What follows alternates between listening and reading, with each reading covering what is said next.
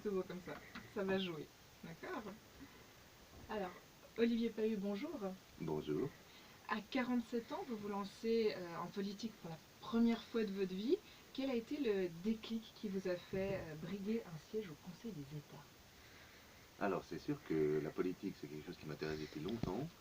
J'avais toujours décidé de ne pas me lancer. Là, je vois que les problèmes sont quand même importants. Et c'est pour ça que j'ai décidé d'aller directement au niveau national, parce que c'est là que se jouent les véritables enjeux. C'est vrai que c'est un chemin un petit peu particulier, hein, mais pour vous, c'est totalement assumé. Totalement. Vous portez les couleurs donc du mouvement Démocratie directe, spiritualité et nature, une formation qui s'est créée il y a peu à Lausanne. Qu'est-ce qui vous a convaincu? Alors, on est des gens qui se connaissent depuis un petit bout de temps quand même. C'est vrai que c'est des gens qui sont des citoyens, qui sont très engagés sur différents thèmes et différents sujets, notamment bien sûr la microtaxe, qui est un petit peu le fer de lance de ce mouvement.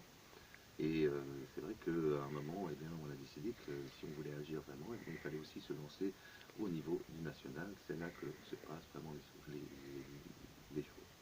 Vous avez parlé du microtaxe, on va y revenir, mais un des leitmotivs aussi de votre mouvement, c'est finalement de conserver le pouvoir politique entre les mains des citoyens. Donc pour vous, aujourd'hui, ce n'est pas assez le cas. Alors, très symptomatiquement, on voit par exemple avec le sujet de la 5G, où typiquement il y a plusieurs cantons qui ont fait des moratoires pour suspendre l'installation de la 5G, qui ont été balayés 3 jours après par la Confédération, par Berne.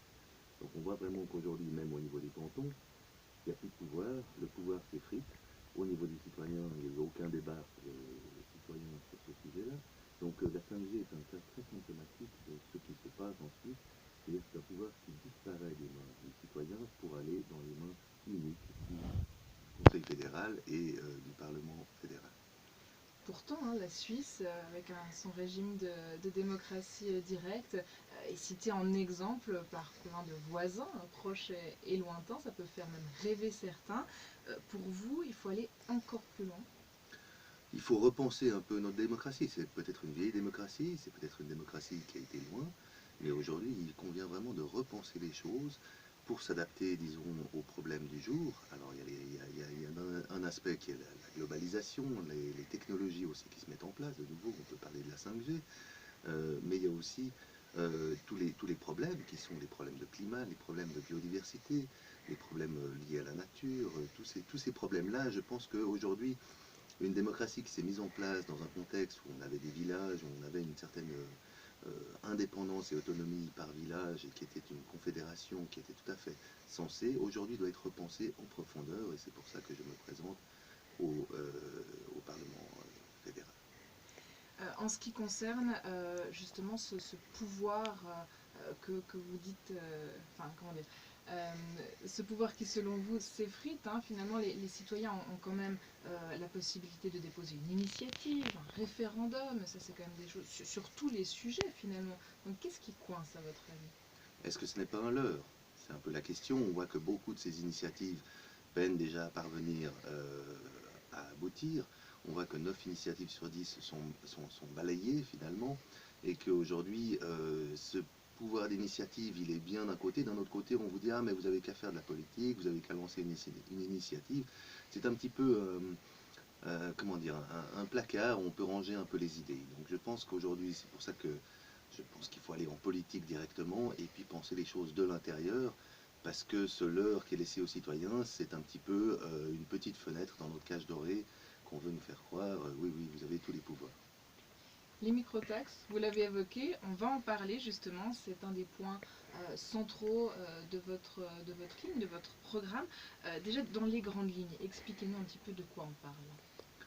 Alors dans les grandes lignes, on parle d'une taxe qui serait prélevée sur toutes les transactions financières, hein.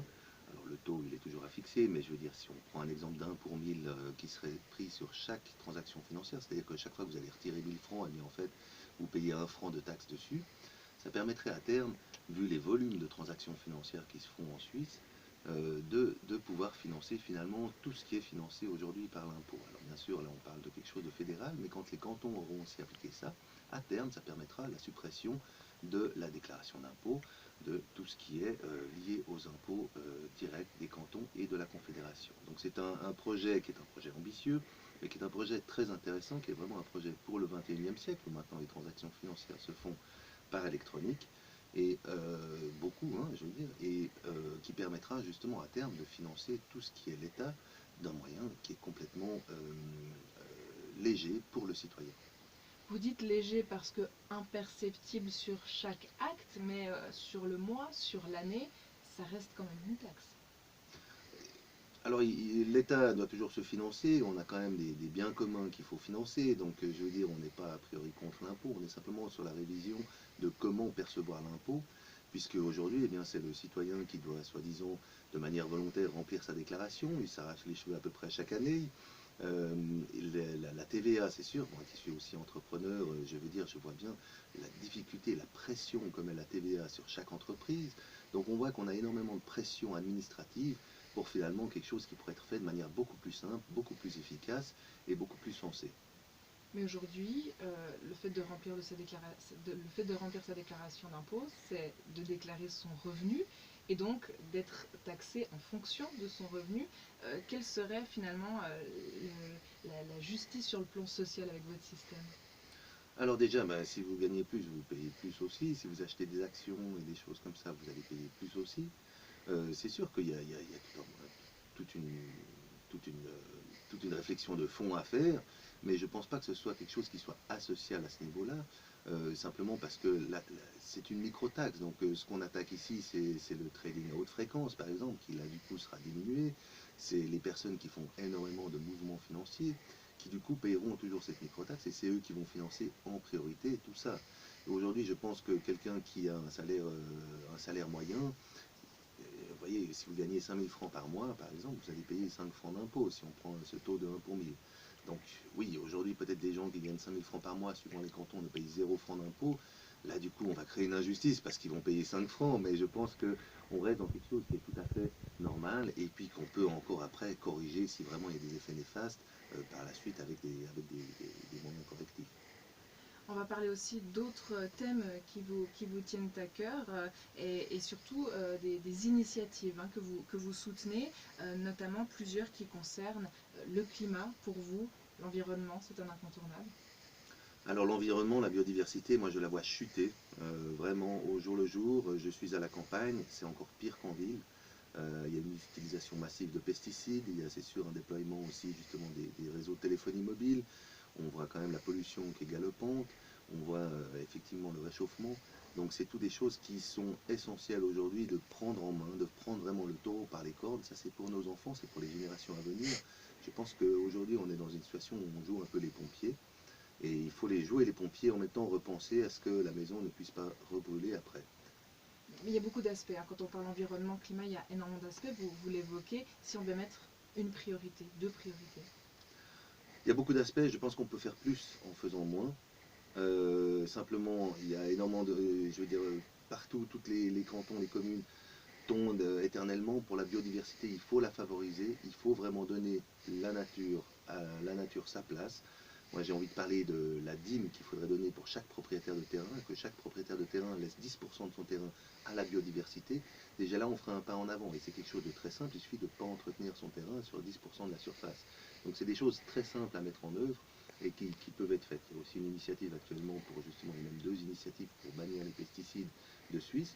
Je pense que c'est des choses qu'il faut soutenir. Je pense aussi que la Suisse, je veux dire, parce que le climat c'est un problème global, hein, donc même si la Suisse devenait exemplaire, eh bien ça ne réglerait pas tout, mais je pense que la Suisse, innovante comme elle est, exemplaire comme elle est, reconnue comme elle est dans le monde, elle doit vraiment ouvrir la voie, montrer aux autres les voies possibles de faire de manière simple, efficace et surtout avec du résultat.